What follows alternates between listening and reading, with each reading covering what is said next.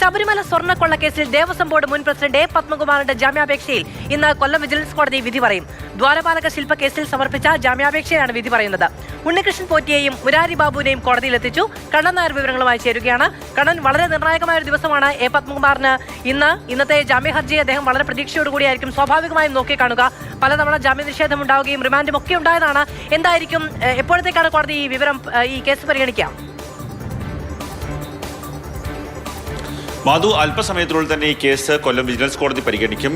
ദ്വാരപാലക ശില്പ കേസുമായി ബന്ധപ്പെട്ടിട്ടുള്ള കേസിലാണ് ഇപ്പോൾ ജാമ്യ ഹർജി സമർപ്പിച്ചിരിക്കുന്നത്. ജാമ്യ ഹർജിയിന്മേലുള്ള വാദം കഴിഞ്ഞ ദിവസം പൂർത്തിയായിരുന്നു. അതിൽ പറഞ്ഞത് ഇതിൽ ഇത്രയും നാളായി ജയിലിൽ കിടക്കുകയാണ്, അതുകൊണ്ട് തന്നെ ജാമ്യം നൽകണമെന്നുള്ളൊരു ആവശ്യമാണ് ഈ എ പത്മകുമാറിന്റെ അഭിഭാഷകൻ ഉന്നയിച്ചത്. എന്നാൽ ആ ഭാഗത്തെ പൂർണ്ണമായും പ്രോസിക്യൂഷൻ എതിർത്തിരുന്നു. അതിനുശേഷമുള്ള ഒരു വിധിയാണ് ഇന്ന് വിജിലൻസ് കോടതിയിൽ നിന്ന് വരാൻ പോകുന്നതും. ഏറ്റവും നിർണായകമായിട്ടുള്ള ഒരു ദിവസം തന്നെയാണ് ഇന്ന് ദേവസ്വം ബോർഡ് മുൻ പ്രസിഡന്റ് മുൻ MLA ആയിട്ടുള്ള എ പത്മകുമാറിനെ സംബന്ധിച്ചിടത്തോളം. നേരത്തെ കട്ടളപ്പാളി വിഷയത്തിൽ വിജിലൻസ് കോടതിയിൽ എ പത്മകുമാർ ജാമ്യാപേക്ഷ സമർപ്പിച്ചിരുന്നു. എന്നാൽ വിജിലൻസ് കോടതി അന്ന് ജാമ്യം നൽകിയിരുന്നില്ല.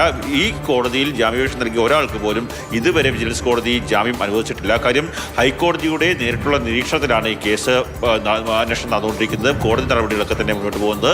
അതുകൊണ്ട് തന്നെ ജാമ്യാപേക്ഷയിൽ എന്ത് നടപടി മുൻ നിലപാട് തന്നെയാണോ ഇന്ന് ജഡ്ജി എടുക്കുക എന്നുള്ളത് അറിയാൻ അല്പസമയം കൂടി കാത്തിരിക്കേണ്ടി വരും.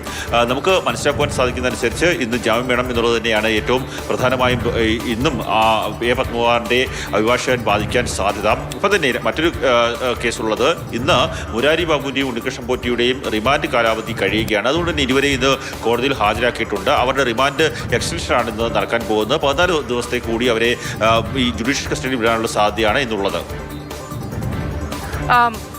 കാരണം നമുക്കറിയാം, ഇപ്പോൾ സുപ്രീം കോടതിയിലടക്കം പോയി എൻ വാസു പറഞ്ഞത് ഈ റിമാൻഡ് കാലാവധിയുടെ ആവശ്യം ഇനിയില്ല, എല്ലാ തെളിവുകളും ശേഖരിച്ചു കഴിഞ്ഞതാണ്, മൊഴികൾ രേഖപ്പെടുത്തി കഴിഞ്ഞതാണ്, ഇനിയും ഈ തടവിൽ തുടരേണ്ട അല്ലെങ്കിൽ കസ്റ്റഡിയിൽ തുടരേണ്ട, റിമാൻഡിൽ തുടരേണ്ട സാഹചര്യമില്ല എന്നുള്ളതാണ്. സമാനമായൊരു വാദം തന്നെ ആയിരിക്കില്ലേ മുന്നോട്ട് വെക്കുക പത്മകുമാറും? തീർച്ചയായിട്ടും അതും അങ്ങനെ ഒരു വാദം തന്നെയായിരിക്കും പത്മകുമാർ മുന്നോട്ട് വെക്കുക. എൻ വാസു സുപ്രീം കോടതിയിൽ പോയ സമയത്ത് ഇനി ജാമ്യം അനുവദിക്കണം എന്നുള്ളൊരു ആവശ്യമാണ് അദ്ദേഹം ഉന്നയിച്ചത്. പക്ഷേ അപ്പോൾ കോടതി പറഞ്ഞത് ദൈവത്തെ പോലും നിങ്ങൾ വെറുതെ വിട്ടില്ലോ എന്നുള്ള മറുചോദ്യമാണ് സുപ്രീം കോടതിയുടെ ഭാഗത്തു നിന്നുണ്ടായത്. മാത്രമല്ല ഹൈക്കോടതിയെ സമീപിക്കാനുള്ള നിർദ്ദേശവും സുപ്രീം കോടതിയുടെ ഭാഗത്തു നിന്ന് എൻ വാസുവിനുണ്ടായി.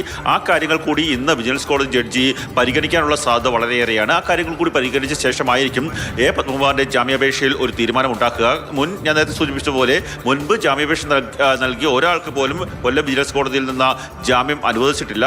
ആ ഒരു നിലപാട് തുടരുമോ എന്നുള്ളതാണ് നമുക്ക് അറിയേണ്ടത്. കാര്യം കഴിഞ്ഞ ദിവസം സുപ്രീം കോടതിയുടെ ഭാഗത്തു നിന്ന് ഇത്തരത്തിലുള്ള കടുത്ത വിമർശനങ്ങൾ അടക്കമുണ്ടായി. അതിന് മുമ്പ് ഹൈക്കോടതിയുടെ ഭാഗത്തു നിന്നും എൻ വാസു ജാമ്യാപേക്ഷ സമർപ്പിച്ച സമയത്ത് വലിയ രീതിയിലുള്ള വിമർശനങ്ങൾ ഉണ്ടായിരുന്നു. ആ കാര്യങ്ങൾ കൂടിയൊക്കെ പരിഗണിച്ച ശേഷമായിരിക്കും ഇന്ന് എ പത്മകുമാറിന്റെ ജാമ്യാപേക്ഷയിൽ എന്ത് തീരുമാനമെടുക്കണം എന്നുള്ള കാര്യത്തിൽ ഒരു തീരുമാനത്തിലേക്ക് ഇന്ന് വിജിലൻസ് കോടതി പോവുക. അല്പസമയത്തിനുള്ളിൽ തന്നെ നമുക്ക് ആ കാര്യത്തിൽ ഒരു തീരുമാനം അറിയുവാൻ സാധിക്കും.